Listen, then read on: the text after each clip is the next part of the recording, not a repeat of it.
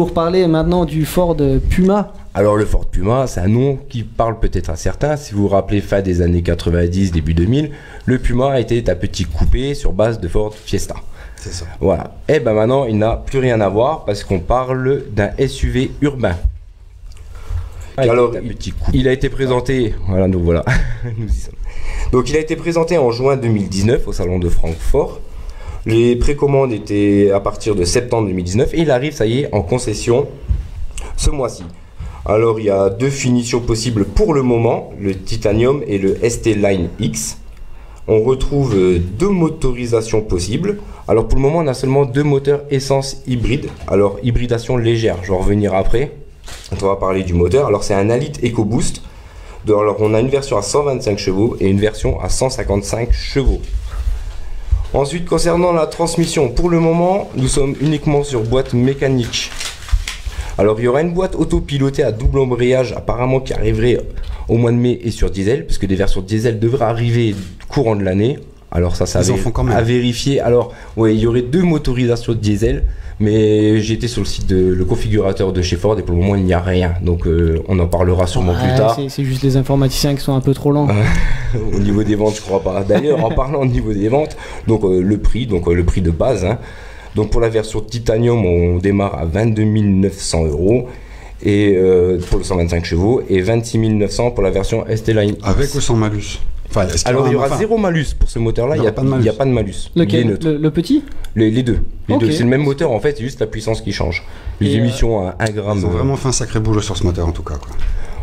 En tout cas, voilà, donc surtout au niveau de l'hybridation. Mais ça je vais en revenir parce que c'est un alterno-démarreur et tout ça, un peu plus compliqué. Et tu parlais des finitions Alors pour le moment, t'en as que deux, c'est-à-dire la Titanium, c'est la version de base et la Line X. Alors il devrait avoir une line qui devrait se mettre, je pense, entre les deux, connaissant un peu Ford. Maintenant on verra, il faut attendre. Il vient justement d'arriver. Ok. Voilà. Il risque de sortir surtout une version Vignale haut de gamme à mon avis, comme ils font beaucoup de modèles en ce moment. Oui, peut-être, de toute façon ils le déclineront certainement au fur et à mesure du temps.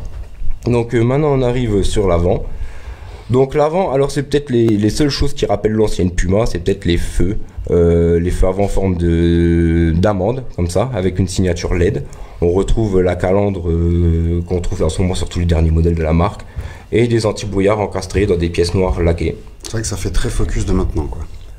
Focus, certains ils voient un air de Porsche Macan, donc voilà, c'est ce que j'ai pu voir sur certains sites. Bon, pourquoi pas. Après, hein, chacun sa vision. Hein. Ouais, voilà, quoi. Voilà, elle est plutôt intéressante. J'aime bien l'avant. Voilà. Bah, après, comme je disais, on est SUV urbain, donc on est un concurrent direct du Captur, du Peugeot 2008, qu'on parlait tout à l'heure. Donc le nom Puma revient peut-être un peu avec ça, hein, un félin pour attaquer un autre félin. Je sais pas, mais en tout cas, voilà, ils ont vraiment voulu casser les codes. Ils l'ont vraiment bodybuildé. Si sur la photo de côté, on peut même voir les ailes qui partent du rétro, qui ont tendance à remonter vers les phares avant. On devrait vraiment lui donner un air de bodybuildé. Moi j'ai juste envie de dire encore un SUV. Encore un SUV, mais oui, mais c'est un urbain et ça se vend. Que ça quoi. Bah, quand tu vois que comme on a discuté par le passé entre nous, que tu vois que les marques premium de sport s'attaquent aussi à SUV. Ferrari qui lance un 4x4, Aston, voilà. Si vous vous ça souvenez, quand Porsche a lancé l'idée de son premier 4x4, le Cayenne, c'était une tollée et au final, bah voilà, ça a été un succès énorme et tout le monde s'y met, quoi. Donc ouais, le SUV, je pense que on va les voir encore pendant un certain temps. J'ai envie de dire malheureusement. Bon, donc pour en revenir à mon petit SUV justement, la ligne de toit, elle est très fuyante vers l'arrière, qui amène jusque sur une vitre bombée. Pardon, autant pour moi. Donc nous avons des feux LED au milieu de haillons, un béquet, un faux diffuseur en basse partie. Donc vraiment on veut lui donner un look un peu sport comme ça, avec des jantes en 19 pouces dans cette version. Ouais, quand même, voilà. Ça c'est les feux arrière LED. Pareil, ils ont quand même bien travaillé là-dessus. Voilà. L'arrière est sympa. Les grandes jantes, je trouve que c'est quelque chose, c'est un plus. Même sur une voiture qui n'a pas vocation à être sportive, je pense que des jantes belles et assez grandes, c'est important. Ça rajoute du cachet à la voiture. Je pense que c'est pas une question de cachet, je pense qu'à mon avis c'est une question de confort et de tenue de route, parce que forcément si t'as du 19, t'as des grandes jantes, donc t'as des pneus à taille basse, Du coup, est-ce que le confort est là? À mon avis, c'est plus la suspension qui doit travailler à côté de ça. Ouais. C'est toujours un équilibre. Les constructeurs là-dessus, ils essayent vraiment de trouver, on va dire, le juste milieu. Tu regardes le dernier Scénic de chez Renault, il est sorti avec des jantes en 20 pouces.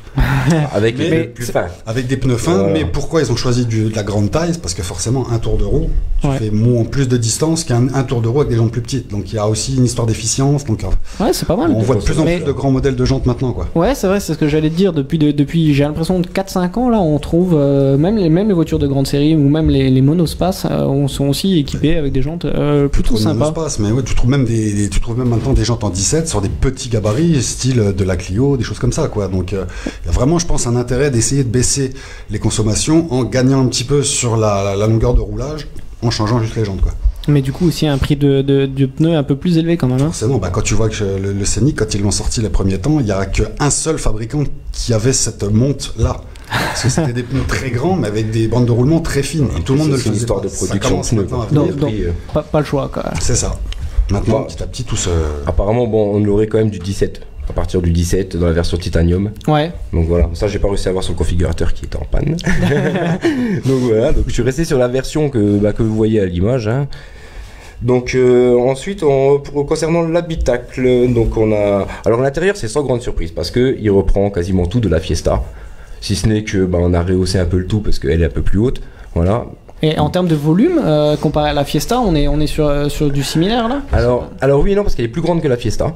Ouais. Donc en fait, ils veulent essayer de se situer entre l'EcoSport et le Kuga. Ok. Donc elle est un peu plus grande que la Fiesta. Même si elle reste la plus petite de sa catégorie. Elle fait 4,19 m en longueur, donc comparé à un Capture, c'est légèrement plus petit. Ok. Voilà. Mais à l'intérieur, on retrouve vraiment la Fiesta. Ok. Voilà, donc là, pour ça, c'est sans grande surprise. Après, on a quand même un écran tactile 8 pouces en haut de la console centrale. Un écran d'affichage derrière le volant, alors personnalisable, hein, il y a les menus, c'est ce qu'on retrouve un peu maintenant sur toutes les voitures modernes. Et apparemment, les qualités de matériaux sont d'assez bon augure, très moussées. Ok. Donc c'est bien pour une catégorie pour cette voiture. Tu sais à quel point on peut customiser les sièges? Tu veux customiser? Alors les sièges, il y a un truc qui est vachement sympa sur les sièges, c'est que les housses sont déhoussables. Comme chez Capture. Pour laver, voilà. Ah ouais? C'est bien quand on a des enfants. Ça sur le Capture. Mais c'est bien alors, qu'ils le fassent. C'est pour les enfants, mais même pour t'as envie de changer, tu rachètes juste les housses, tu changes pas tout le siège. C'est génial ça. Et c'est facilement faisable? Oui, c'est juste une fermeture éclair que t'as sur le côté, tu déhousses, tu remets, tu refermes, basta, merci, au revoir. Mais c'est bien. Ah oui, puis c'est notre produit nettoyage alors. Donc il sait de quoi il parle là-dessus. Petit lien, on fera des petites pubs aussi pour sa chaîne. Ouais, ça marche. Donc concernant les places arrière, si vous avez fait attention sur la vue de côté, on a les roues qui sont vraiment aux quatre coins de la voiture, c'est-à-dire qu'ils ont agrandi l'empattement, ce qui permet d'avoir donc une assise assez basse et du coup de ne pas être gêné par ce toit plongeant. Voilà. Ouais, un peu coupé, ouais. Voilà, donc du coup ça offre quand même de bonnes places arrière pour la catégorie. On a 2 places ou 3 vraies places? Je pense 2 places. Ouais, c'est 2 places et demie. Ouais, 2 places et demie. Ouais, j'avais le gabarit du véhicule, faut pas s'attendre à avoir 3 gros costauds à l'arrière, quoi. Faut pas trop rêver. Hein. Voilà. Alors, après, voilà, c'est pas l'objectif non plus. Non, on reste dans du SUV. Tu mets pas urbain. 3 Martial derrière, quoi. Ah, si, mais vous Tu mets 3 Charlie, mais pas 3 Martial. Petit volume. Il me cherche. Bah, tu sais quoi, je vais aller dans le coffre. Voilà. Parce que le coffre, il est juste immense.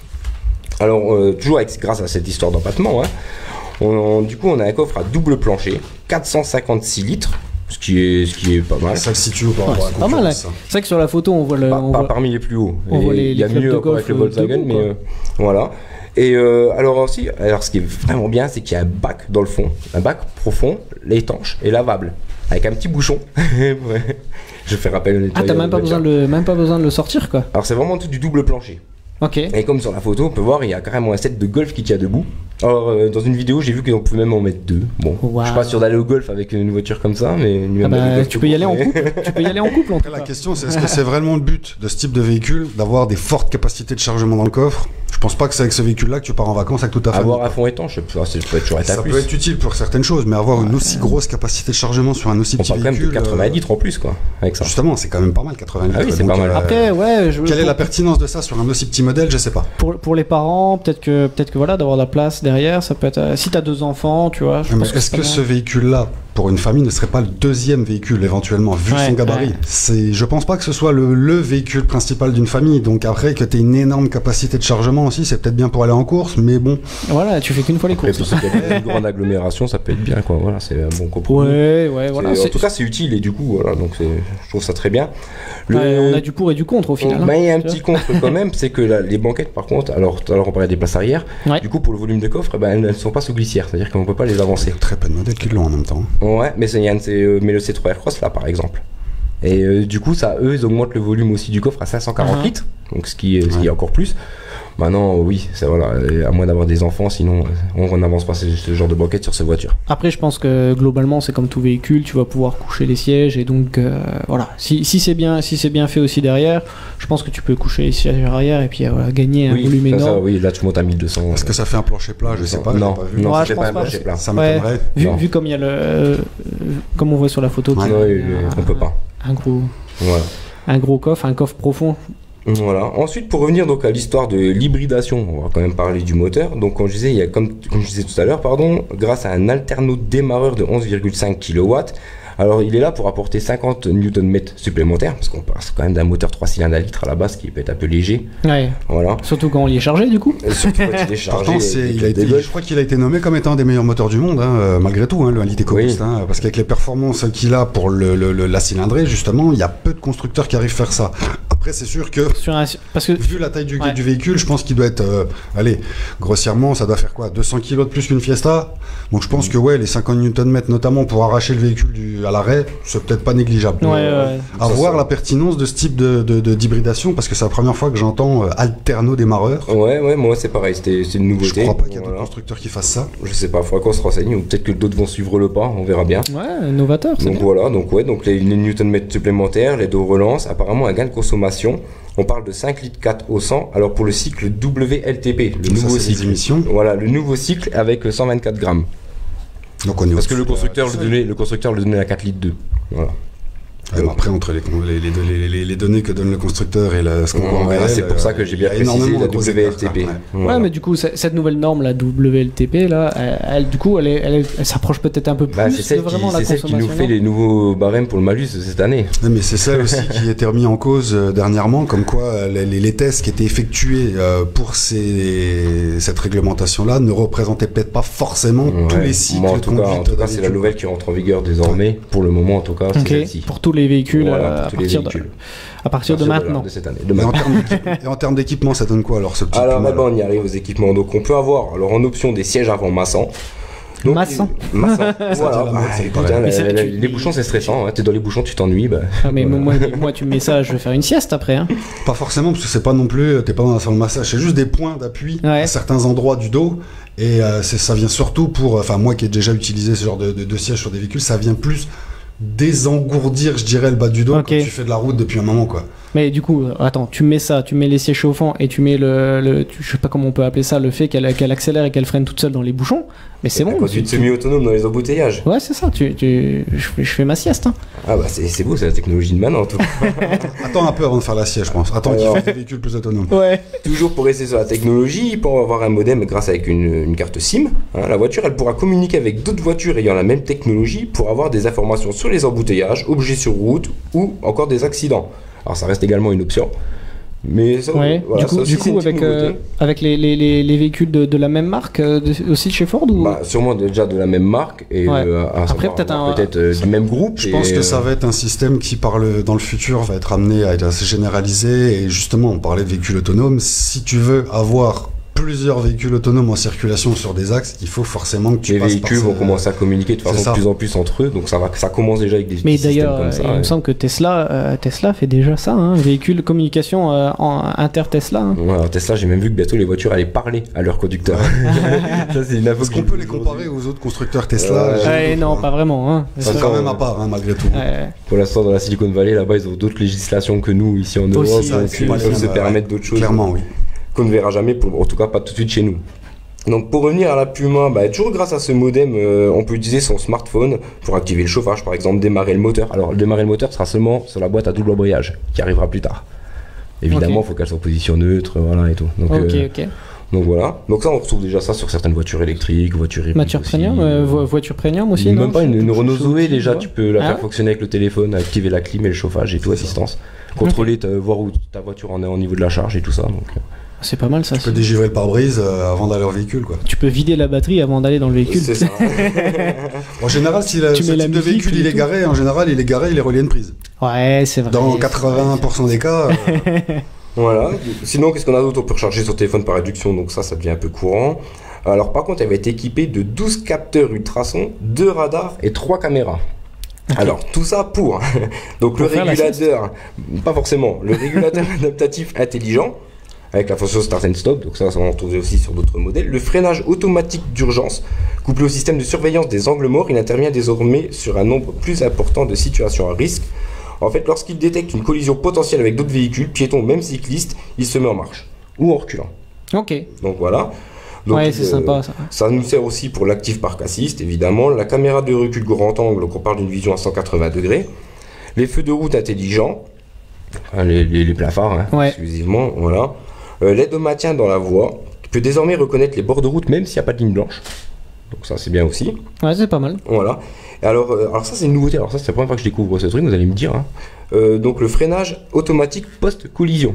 C'est-à-dire qu'on a eu un accident, la voiture va se mettre à freiner tout seul pour être sûr de ne pas en avoir un second derrière. Ok. Ouais, c'est au cas où que le conducteur est. Enfin, Voilà, voilà, un impact, elle va physiquement, freiner pour être sûr de ne pas taper une murette, un mur ou quelque chose. Ok. Ouais, Ou c'est vrai tomber dans un que. fossé suite à l'accident. C'est vrai que quand t'es pris dans un accident, t'es un peu sonné et t'as pas forcément le réflexe,